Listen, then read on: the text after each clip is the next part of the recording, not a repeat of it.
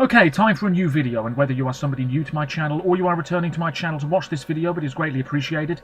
As always, I'm filming this video in one go, so if I stumble over my words moving forwards, apologies about that. And also, if the quality of this video is not very good either, if there's any lag, anything like that at all, sadly it cannot be helped, and hopefully it isn't much of an issue for you. This is yet another Eurovision 2024 related video here on my channel, and another sort of reaction video as well, because right now, for the very first time, I am about to listen to snippets of all of the songs in contention for Portugal with regards to the upcoming edition of the ESC, which will take place in Malmö, Sweden this May.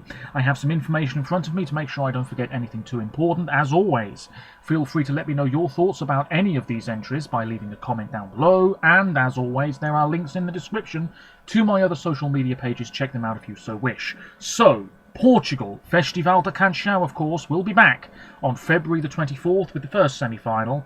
The second semi-final is on March the 2nd, the final is on March the 9th, so there's no doubt about it, the Portuguese entry for this year's contest will be one of the last confirmed entries for this year's event, and it is less than 2 months away.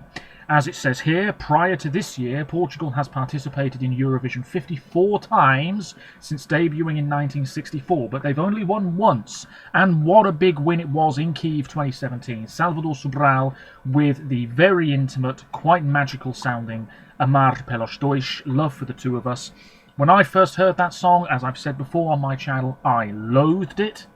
But then I started appreciating it more and more, and I don't go back and watch the performance that often. I don't really listen to the song very often, perhaps once or twice a year if that. But every time I do hear it, every time I see the performance, I like it more. And I think it was a real watershed moment for Portugal, because had that win not happened, they might have still been stuck in the dark ages for a while. Dare I say it, they might have just turned into a Latvia or Ireland. Oh dear me. But since Salvador's victory, and it was such a big win, winning the public vote, winning the jury vote, it was such a clear winner. I think the quality of what we're getting in the Portuguese national final has improved. Okay, maybe it's not truly outstanding every year, but I do think generally there's more attention towards FDC ever since that Portuguese win a few years ago. Certainly I've been paying more attention to it over the years since Salvador came out on top. And so in a moment I'm going to see what the crop of 2024 are bringing to the table. It also says here, Portugal's least successful result has been last place on 4 occasions. Most recently on home soil in 2018, disgraceful, with O Jardim by the brilliant Cláudia Pascoal. And am I right in saying, and I don't want to get this wrong, but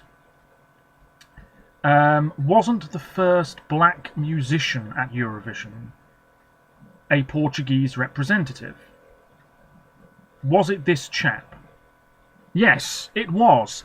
Eduardo Nascimento was the first black male musician to appear at the Eurovision Song Contest. So a little bit of history was made by Portugal. He was from what was Portuguese Angola. He died in 2019. Eduardo Nascimento in 1967. Yes, indeed. Anyway, let's focus on the present day.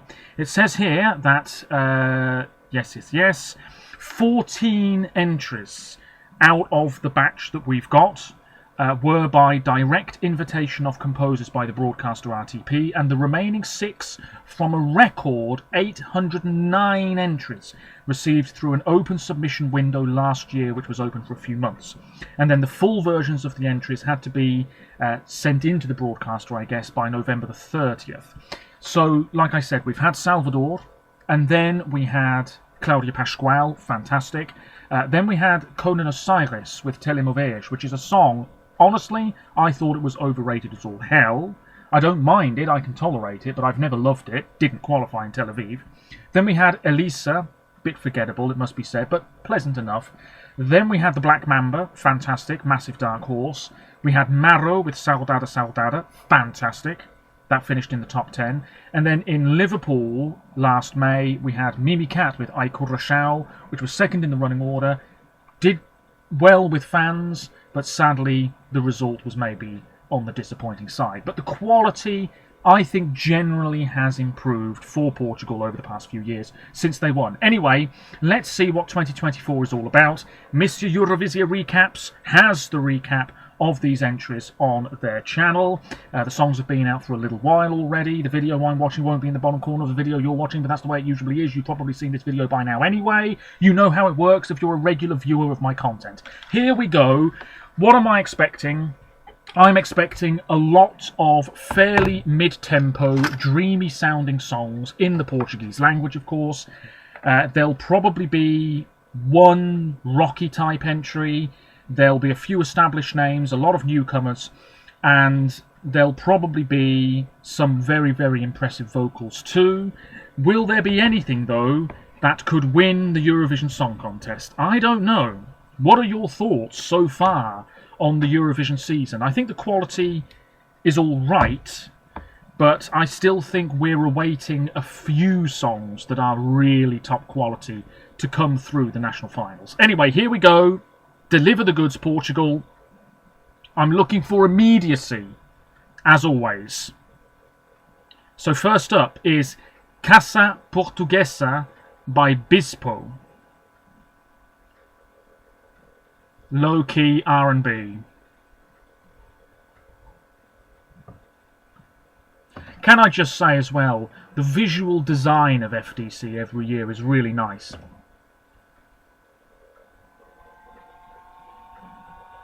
Okay, so that was, like I said, a bit of a soft R&B, very relaxing type of tune. Obviously, in my own time, I will listen to these songs in full if I can. We move on to Grito by Yolanda.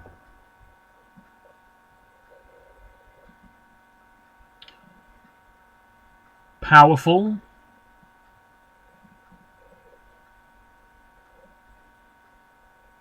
Seems a bit traditional. Okay, that had some promise to it. Next up we have Left with Volto a Ti. Ballad.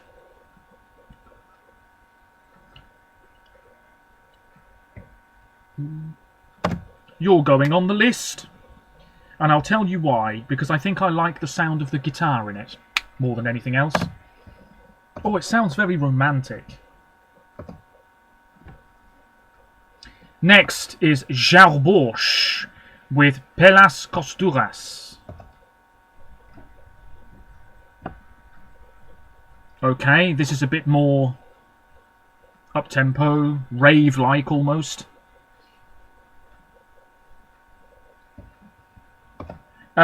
Maybe not my cup of tea, though. Then we have Agua by Mela.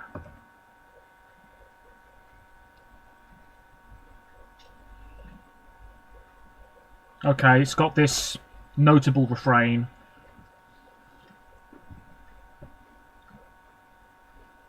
Okay, that could be quite emphatic live.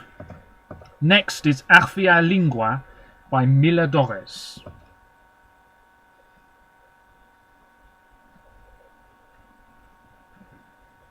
Okay, this has a touch of the traditional to it as well.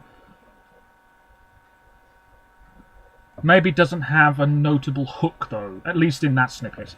Next is Teorias da Conspiração, Conspiracy Theories, by Nena.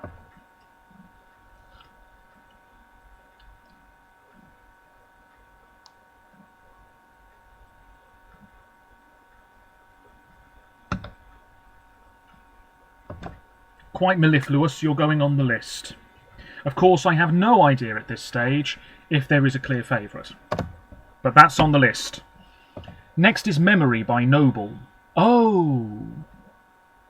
There was an act on the joint Instagram page, link in the description, and when I did the artists to watch, I said some of the composers of the songs, which we knew in advance, might well be the singers of their own songs.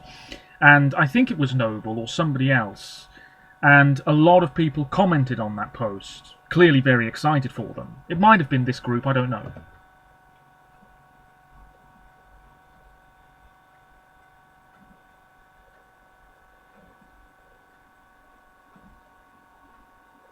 Oh, That actually sounds like it's got some promise to it, doesn't it?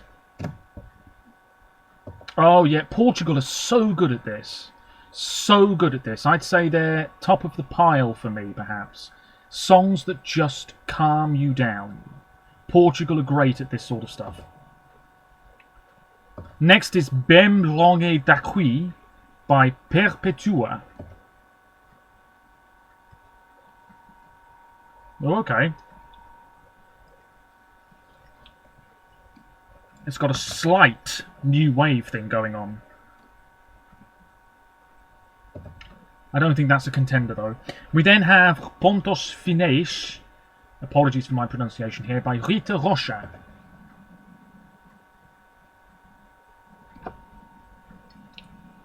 I do feel as though some of these are blending together.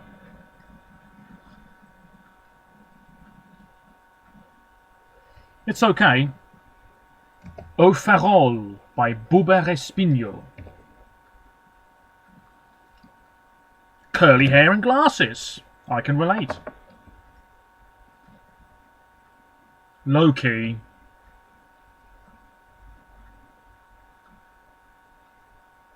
Oh, that sounds very nice, but you're not going on the list, I'm afraid. Primavera by Cristina Clara. A lot of names I'm not familiar with here. Oh, this is stripped back as well. Great vocals. A bit forgettable. Next up is You Can't Hide by Philippa.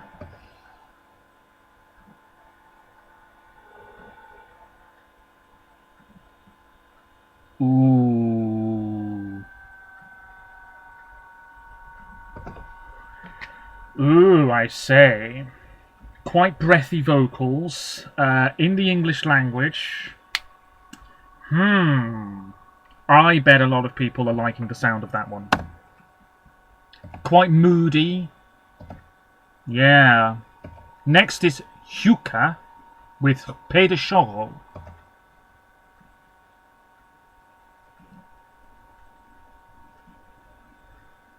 Okay. You Are a Poem. Flower of the Revolution. Okay, that sounded fairly traditional stuff. Quarto pra by Xiao Couto.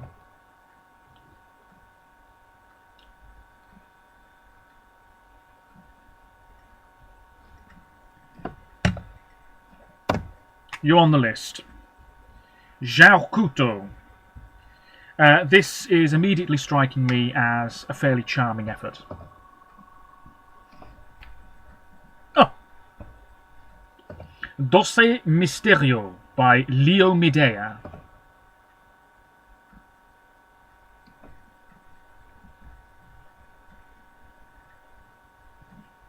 It's one of those songs. Move like this. Maybe a bit repetitive, though. Whoa, this is Dia by Maria João.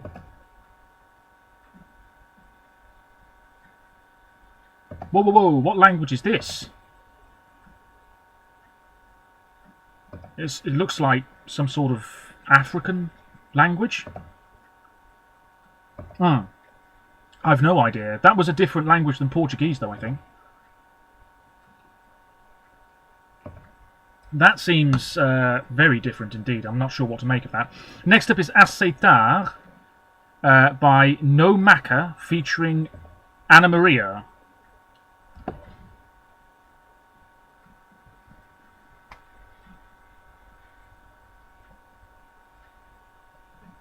Feels a bit dated, but it's one of the best ones.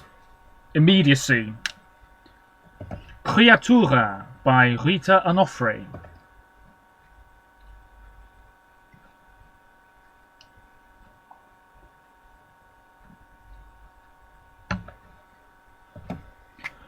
You're on the list as well. That sounds like it's got some promise to it. Change by Silk Nobre. Oh, heavens above. Feel that swing. I mean, the chances of Portugal sending something like this are remarkably slim. So I think we can maybe rule that one out. But there we go, that's the FDC lineup. Portugal aren't winning Eurovision this year as far as I'm concerned. But there are a few names that I've written down. Oh yes, I've written down, let's take a look here. Left with Volto a Ti. I've written down Nena with Teorias da Conspiração. Noble with Memory. That might be one of the best ones here. Philippa with You Can't Hide, which I would say is probably the best choice here based on those snippets. João Couto with Quarto para I think that was the right João that I wrote down. Yes, let's hope so. Oh yes, João Couto. And then we have No Maca featuring Ana Maria with Aceitar. Yes. And Rita Onofre with Criatura. And you know what's great about this as well? Not a Swedish songwriter in sight. Most of these singers have written their own song, and isn't that just so nice to see? It really is. Let's take a look at the comments then. Agua winner. I don't think so. You Can't Hide. Yes. Criatura. Grito is amazing. Grito. Who the hell was Grito? Oh, Iolanda. Oh, yeah. That was fine. That was fine. Oh, Philippa, I think. No song stands out here. Yeah, I wouldn't say the quality was through the roof. I really wouldn't say that. For me, though, and I'll say it again, Philippa, You Can't Hide, possibly No Maca featuring Ana Maria, and Rita Onofre with Criatura, and I suppose, where the hell is it on this list now? Noble with Memory. There you go. Those are the ones that stood out to me in that recap. But that's very nice. That's based on snippets, not the full-length songs. I will go away and listen to them, and rest assured in a future video I'll be telling you exactly what I think, because I'm a Eurovision fan. You're a Eurovision fan. What do? We judge the crap out of these songs, because what else are we going to do? Let me know what you think. Until next time, I'm just throwing everything on the floor today. I'm having one of those days. Until next time, take care of yourselves, stay safe, and bye for now.